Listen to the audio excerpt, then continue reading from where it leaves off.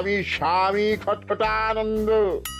আমি জানতে পেরেছি তোর মনে সুখ নেই, তাই তো সেই সুদূর হিমালয় থেকে ছুটে এলাম। ও, আপনি কি করে জানলেন সাধু বাবা? ওরে পাগল ছেলের কথা শোনো। সন্তানের মনের কথা যদি জানতেই না পারি, তাহলে কিসের তপস্যা আর কিসের ধ্যান?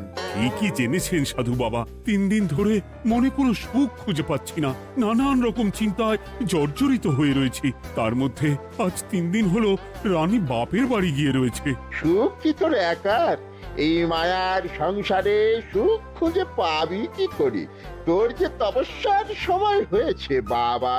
শোন, এই পাথরটা ধর। আমি যোগ বলে এই মন্ত্রপুত পাথর পেয়েছি।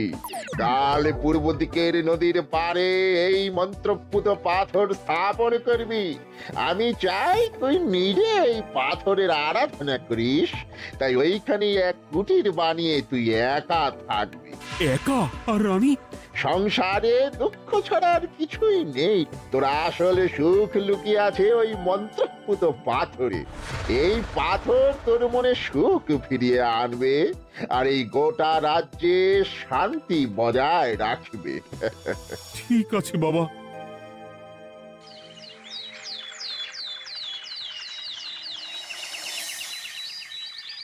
জয় বাবা খটখটানন্দের জয়।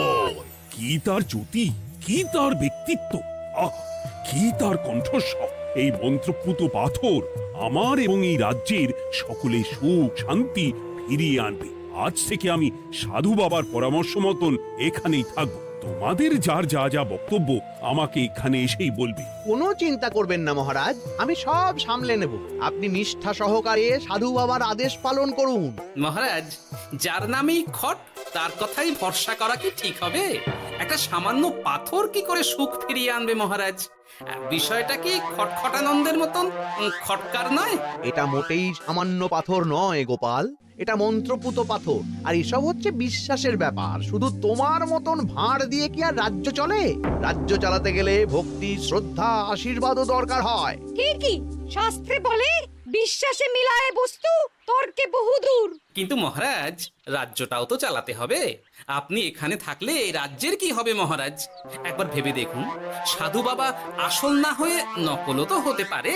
দেখো গোপাল, তোমার যদি মনে বিশ্বাস না থাকে তাহলে আমি বলবো তুমি আর এখানে এসো না। তবে সাধু বাবার নামে কোনো বাজে মন্তব্য আমি শুনবো না। আমি চাই না আমার এই অবিশ্বাসের কারণে আমার রাজ্যের কোনো ক্ষতি হোক। আর আমি এই রাজ্যের মন্ত্রী, আমি থাকতে তোমাকে রাজ্য নিয়ে বেশি ভাবতে হবে না। তুমি এখন যাও তো গোপাল, যাও। মহারাজকে আর বিরক্ত করো না। পাল না থাকলে এ রাজ্যের কিছুই এসে যাবে না। আমরা থাকতে নাকি ভাঁড় চালাবে রাজ্য? আচ্ছা, ঠিক আছে, দেখা যাক। তাহলে আসি মহারাজ। হ্যাঁ হ্যাঁ, এসো এসো।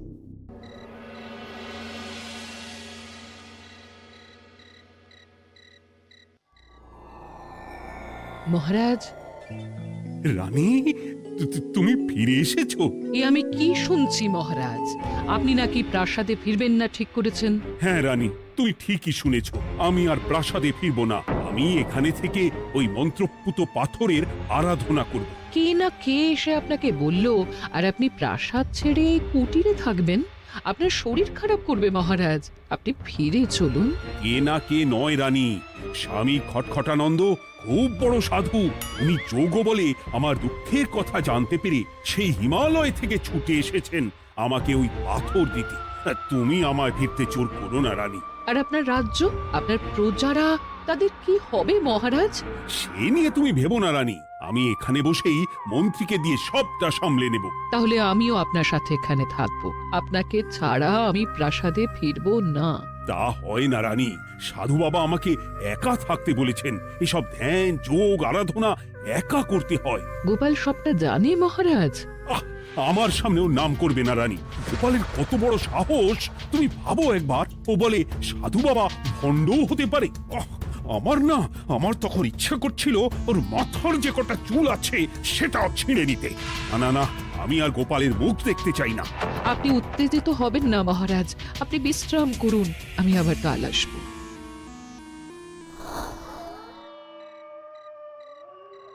রাতের হাটেও সবজির যা দাম বেড়েছে, এরপর শুধু এক বেলা খেয়ে থাকতে হবে।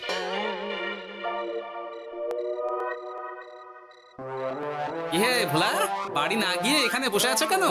দুঃখের কথা কি আর বলবো তোমায় গোপাল দাদা। বলোই না, শুনে দেখি।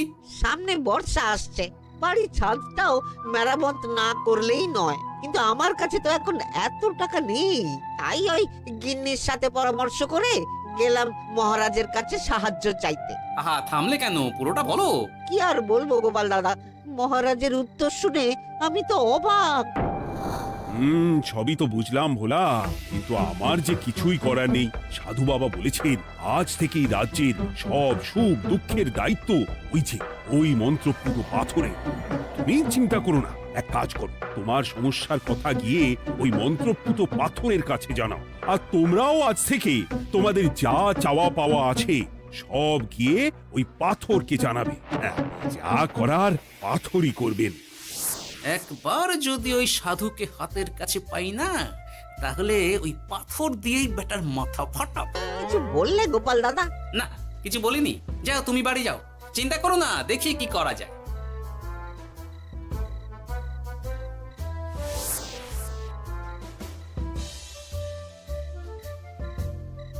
কি ব্যাপার, এত রাতে বটা ঘটা মন্ত্রীর বাড়িতে কি করছিল? কি বটা ঘটা, আজকে মন্ত্রী মশাইয়ের বাড়ি খাওয়া দাওয়া ছিল? খাওয়া ছাড়া কি অন্য কিছু আসে না তোমার মাথায়? চ চ চ, আমাদের অনেক কাজ আছে, চ। আরে এত তাড়া কিসের? বাবা, বটা ঘটার এত কি গুরুত্বপূর্ণ কাজ যে একেবারে ছুটে পালালো? না, ব্যাপারটা তো সুবিধের ঠেকছে না।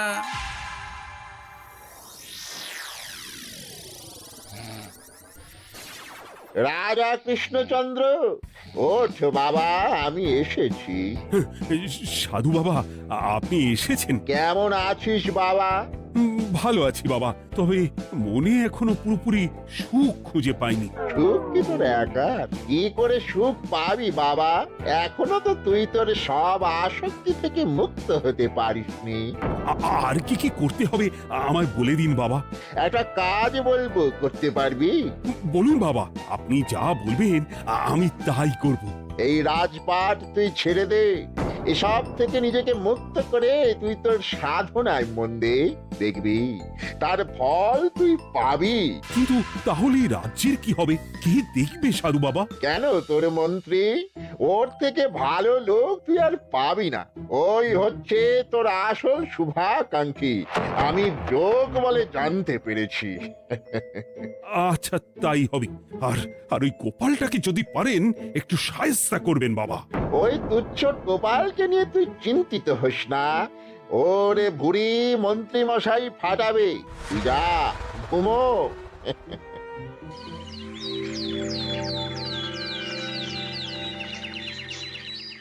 শোনো শোনো শোনো, আজ থেকে মহারাজ কৃষ্ণচন্দ্রের আদেশে এই রাজ্যের ভার এই রাজ্যের মন্ত্রীর। আর মহারাজ নিজে তার কুটিরে নিরিবিলিতে থাকতে চাইছেন। উনি চান না কেউ ওনাকে বিরক্ত করুক। তাই আজ থেকে যার যা সমস্যা সবাই মন্ত্রী মশাইকে জানাবে। মন্ত্রী মশাই যাকে যা বলবেন তাকে তাই শুনতে হবে। শোনো শোনো শোনো। না, মহারাজকে থামাতেই হবে, না হলে বড় বিপদ হয়ে যাবে। যাই।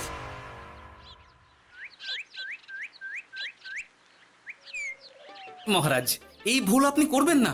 মন্ত্রীর হাতে রাজ্যের ভার দিলে রাজ্যের সর্বনাশ হবে মহারাজ। দেখো গোপাল, আমি যেটা করেছি সেটা ঠিক বুঝেই করেছি। আমার সিদ্ধান্ত আর বদলাবে না। আর এই বিষয় নিয়ে আমি তোমার সাথে কথাই বলতে চাই না। মহারাজ, গ্রামবাসীরা আপনার এই সিদ্ধান্ত খুশি মনে মেনে নেয়নি। সবার কথা একবার ভেবে তারপর সিদ্ধান্ত নিন মহারাজ। একজন বাইরের লোকের কথায় কোনো সিদ্ধান্ত নেবেন না দয়া করে। গোপাল, তুমি যদি সাধু বাবার সিদ্ধান্তে প্রশ্ন তোলার চেষ্টা করো তাহলে আমি বাধ্য হব মন্ত্রীকে বলে এই রাজ্য থেকে তোমায় বিতাড়িত করতে। একজন সেই হিমালয় থেকে আমাদের উপকার করতে এলো আর তুমি তার বিরুদ্ধেই কথা বলছো। ছি ছি গোপাল, ছি। মজা কি মজা, শুধু মুদ্রা, শুধু মোহর, যেদিকে তাকাবো শুধু সোনার মোহর আর সোনার মোহর। তুমি কি পাগল হয়ে গেলে? এখন হইনি গিন্নি, তবে এবার সত্যি সত্যি হয়ে যাব। এত সোনার মোহর একসাথে হাতে পেলে কেউ কি সুস্থ থাকতে পারে? আর বেশি দিন বাকি নেই যখন কৃষ্ণনগরের কোষাগারের মালিক হব আমি। আর মহারাজ, মহারাজকে ছেড়ে দেবেন? চিন্তা নেই, মহারাজ কিছুই করতে পারবেন না। তিনি এখন সাধু বাবার আদেশে পাথরের আরাধনায় ব্যস্ত। আর প্রহরীরা, তারা কিছু বলবে না? প্রহরীরা তো এখন আমার গোলাম। মন্ত্রীমশাই, মন্ত্রীমশাই, আমরা এসেছি। ওই তো ওরা চলে এসেছে। ওরা কি করবে? ওরাই তো কোষাগার লুট করতে আমায় সাহায্য করবে। রাজ কোষাগার হবে শুধু আমার, আমার, আমার।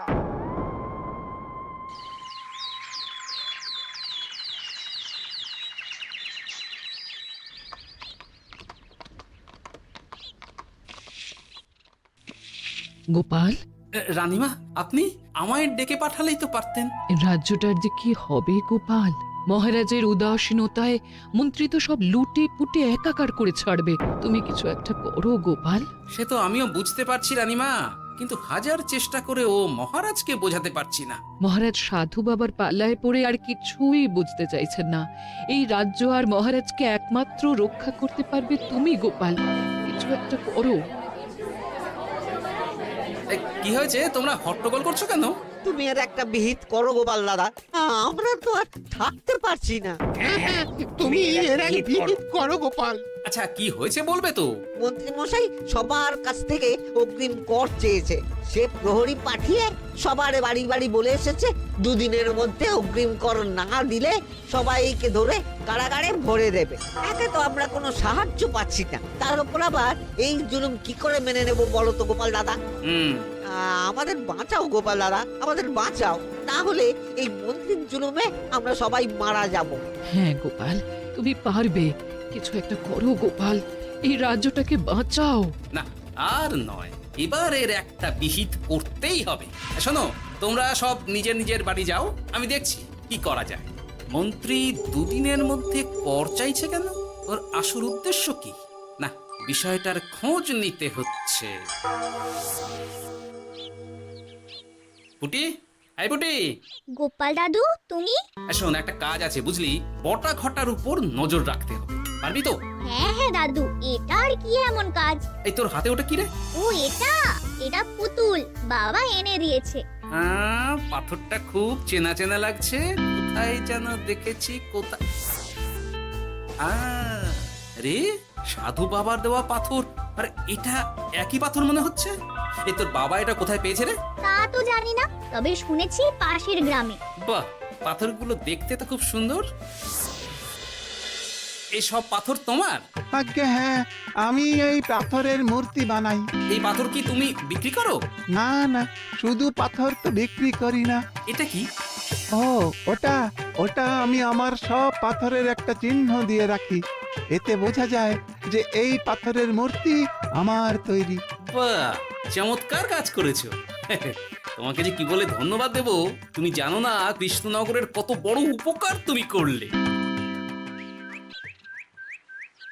গোপাল দাদু, ও গোপাল দাদু, গোপাল দাদু, গোপাল দাদু। কি ব্যাপার, এত সকাল সকাল? ভালো খবর এনেছিস মনে হচ্ছে। শুধু ভালো নয় দাদু, একেবারে গরম খবর। দাদু, রহস্য আমরা ফাঁস করে ফেলেছি দাদু। বলিস কি রে? শুনি শুনি। কাল রাতে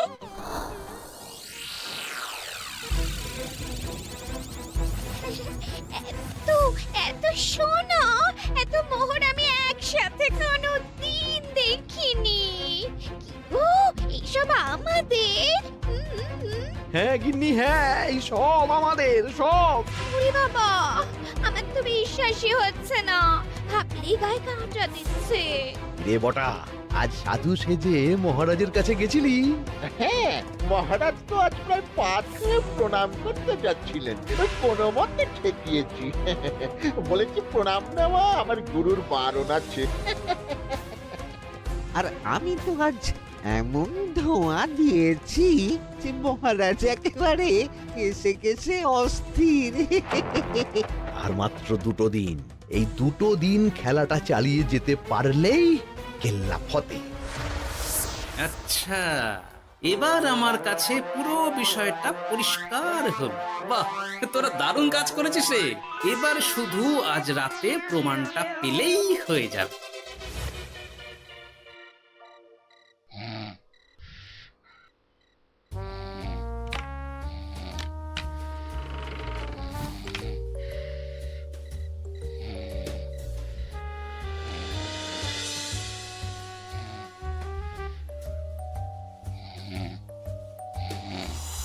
এই তো একে একে 2 মিলে যাচ্ছে।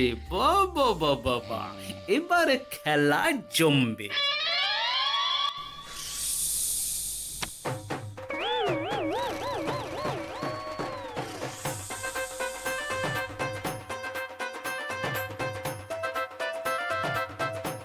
এই ঘটা ঘটা রে, এই ঘরে এত ধোঁয়া এলো কি করে রে? সত্যিই তো, এত ধোঁয়া এলো কি করে? ঘরে কি আগুন লাগলো নাকি রে? এই বটা, ওটা কি রে? হ্যাঁ, এ তো ভূত।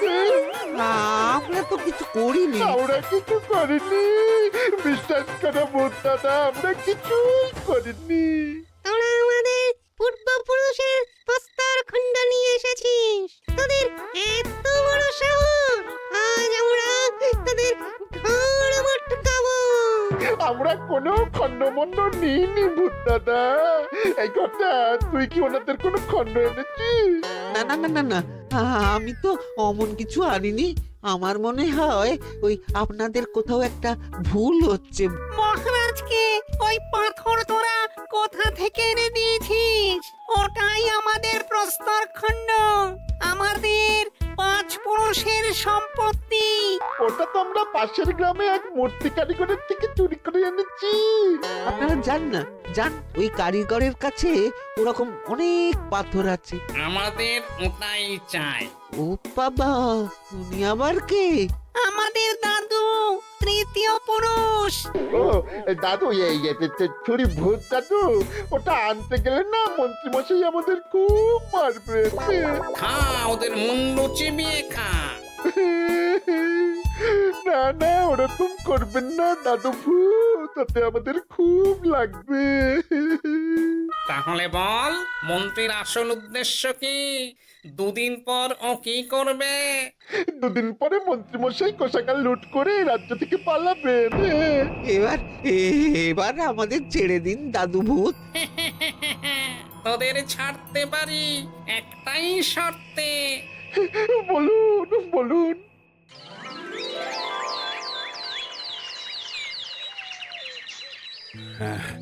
রাজ্যের পরিস্থিতি কি? প্রজারা সবাই ভালো আছে তো? হ্যাঁ মহারাজ, সেসব নিয়ে আপনি একদম চিন্তা করবেন না। বাবা, আপনি এসেছেন? আরে কৃষ্ণচন্দ্র, একটা কথা তোকে না বলে আর থাকতে পারলাম না।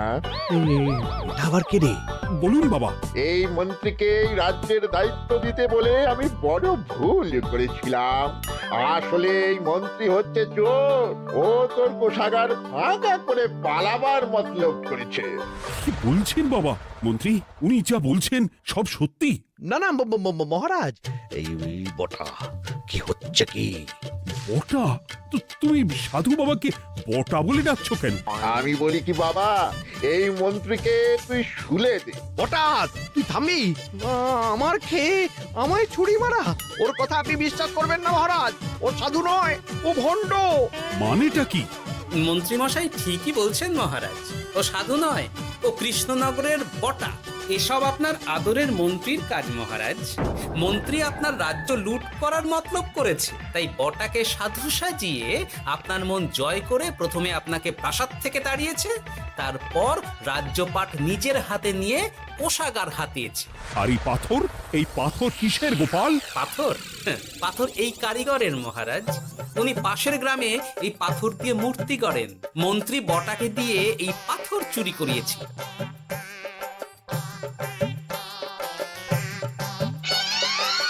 ওই পাথর আমার মহারাজ। আমি তোমায় ছাড়বো না মন্ত্রী, তোমায় আমি শুলে দেব। প্রহরী, প্রহরী! কেউ আসবে না মহারাজ।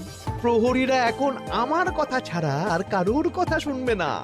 আমি এখন আপনাদের সামনে দিয়ে আপনার কোষাগার নিয়ে চলে যাব, আর আপনারা শুধু দাঁড়িয়ে দাঁড়িয়ে দেখবেন। রে ন্যাপলা পুঁটি গুলটে মন্ত্রীকে বেঁধে ফেল। এত সোজা নয় গোপাল, দেখবে? প্রহরী, প্রহরী! চেঁচান চেঁচান, আরো জোরে চেঁচান, কিন্তু ফল হবে না। আপনার প্রহরীরা সব গ্রামবাসীর হাতে বন্দী। আমায় ছেড়ে দিন মহারাজ, আমার ভুল হয়ে গেছে, এমন ভুল আমি আর করবো না মহারাজ, আমায় ছেড়ে দিন। ছেড়ে দেব, তোমার ব্যবস্থা আমি করছি। কিন্তু গোপাল, আমার মনের সুখের কি হবে? আমি কি আর সুখী হতে পারবো না? কেন পারবেন না মহারাজ? রাজার আসল সুখ তো তার প্রজার সুখে। একদম ঠিক কথা বলেছে গোপাল, প্রজার সুখেই রাজার সুখ। ঠিক গোপাল, ঠিক। তুমি না থাকলে যে আমার কি হতো? জয় গোপালের জয়। জয় গোপালের জয়।